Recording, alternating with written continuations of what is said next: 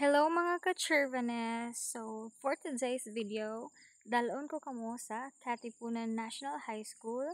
So, naata karon diri kay atong giubanan ng ato ang anak nga mo graduate karon sa junior high school. So, tungod kay kinahanglan man ko niya kay daghan man ang parents nga dari. Lisod pud og siya ray wala no. So, maluoy sad ta sa tong anak. So mo to bisan kapoy ta, stress pa kay ta no. So naa jud ta ni show up kita para sa tong anak. And makita ninyo haggard pa kaya ang face sa first son.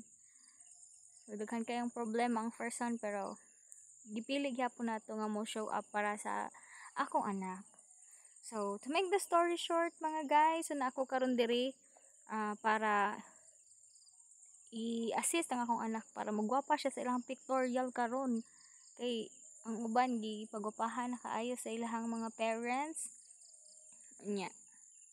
Syempre ang akong anak ako sad siyang pagwapahan. So atong i-show karon ang atong talent sa makeup artist.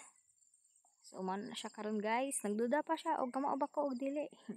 So ako ang gitry niyang kilay nya ako din siyang gi-makeup og very light kay aron gwapa kay siya sa iyang pictorial. And nadi ko i-share niyo guys nga nung naagid ko karon mo show up ko kung whenever gikinahanglan ko sa akong mga anak tungod kay sa kaniadto nga high school pa pud ko. So wala gyud ko parents guys during mga activities like this. So wala gid kay koy mga Chirvanes nga kauban, wala dira akong parents.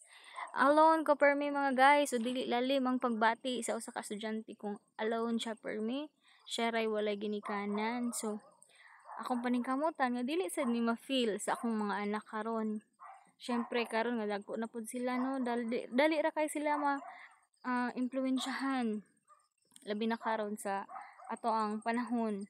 So kinahanglan gyud nga naa gyud ang atong gabay, naa ang atong presence always.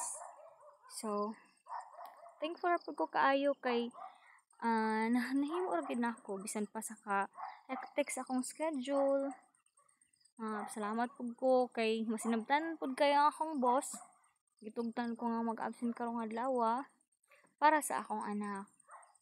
Hello isig kayo ang akong anak nga siya ray walay mama dira inig picture. So mo to guys, gwapa na kay ang atong first son. Tanawa ang mga ka-Chirvanes. Gwapa na kay na siya.